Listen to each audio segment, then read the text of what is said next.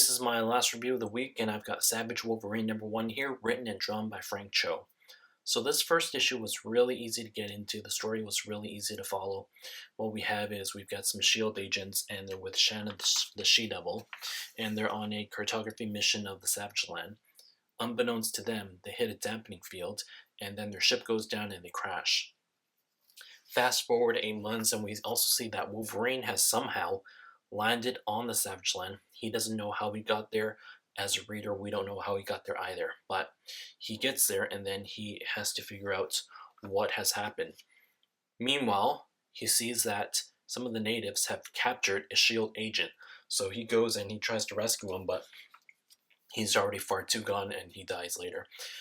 Now, Wolverine is supposed to be a hero, and I know that he's been brought up by Professor X, but I found that he was pretty violent here. He goes and he cuts off arms and he cuts off heads. So that didn't really feel like the Wolverine that I've been reading. He doesn't seem like the character that just goes and cuts off heads of all these people. I would suspect that he would incapacitate them, but to decapitate them seems a little bit extreme. So maybe that's just his berserker nature, which he says he goes into because he was hit upside the head with a rock hammer, but I found that pretty violent on his part. Then he finds the S.H.I.E.L.D. ship and he runs into Shanna the She-Devil, and then Shanna proceeds to tell him what happened over the past 8 months, and it pretty much reads like the whole entire plot of Lost. They're on an island and they're encompassed by this dampening field. They can't get out of the island. There's mermans preventing them from leaving on a boat, and none of their techs work, so the weather is against them, so it's really hard for them to get off this island, and that's pretty much what Lost was.